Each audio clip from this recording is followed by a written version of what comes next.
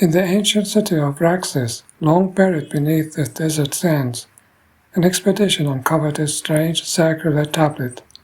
The markings upon it were old, older than any known civilization. An inscription barely legible spoke of the Watchers, beings who had come not from the heavens, but from beyond, from the places between the stars, where even light dared not tread. Arius, the expedition's lead scholar, was obsessed with the tablet. Night after night, he pored over the symbols, feeling an unnatural pull in their arrangement. There was a hidden meaning, he was sure. His colleagues grew weary of him, for as the days passed, Arius began speaking of forgotten gods and their influence on early humanity, claiming they had shaped the rise of empires and the fall of the kings. The symbols, he insisted, were a key, an invitation.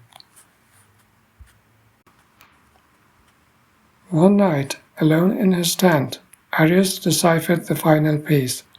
The tablet spoke not just of gods, but of a ritual, an ancient pact.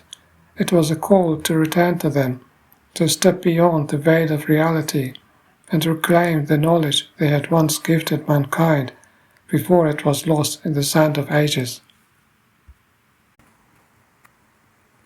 Driven by this revelation, Arius ventured into the desert under the cover of darkness, the tablet clutched tightly in his hands. He followed a path only he could see, his mind teetering on the edge of madness, until he reached a hidden circle of stone, half buried in the sand. The air was still unnaturally quiet, as though the desert itself was holding its breath. He placed the tablet in the center of the circle, speaking the words etched into its surface. As the final syllable left his lips, the ground began to tremble. The stars above twisted, their positions shifting unnaturally, as if the very sky was bending. The air shimmered, and before him something stepped through.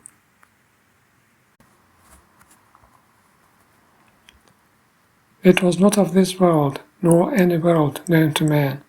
Its form was fluid, an amalgamation of light and shadow, shifting between shapes, a god, a king, a beast. Arius fell to his knees, overwhelmed by its presence. The being's voice was not a sound, but a feeling, an ancient force vibrating within his very bones. "You have called us," it said, "and we remember." Visions flooded Arius's mind, visions of a time long before humans walked the earth, a time when these Watchers had ruled, shaping the planet, their power woven into the very fabric of existence. They had left not willingly, but bound by a pact of their own making, sealed by the blood of the ancients. They were not gods, they were something more, something older, outside of time, who had shaped worlds before and would again.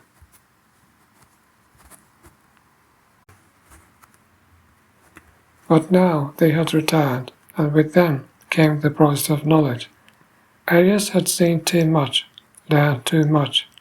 The Watchers had been forgotten for a reason, and those who remembered them would never be allowed to live in peace. As the creature stepped closer, Arius understood. The expedition had never been the first. There had been others, just like him, drawn by whispers of forgotten gods. Each led to this place, and each erased from history. He was not the first to awaken them, and he would not be the last. The circle would continue. The being reached out. As its hand touched Arius, he felt himself unravel, his memories, his thoughts, his very existence, consumed by the void. He was lost not just in this world, but in every world. As he disappeared, the desert swallowed the circle once again, leaving nothing but silence and sand. And in the skies above, the stars shifted once more, as if they too had forgotten.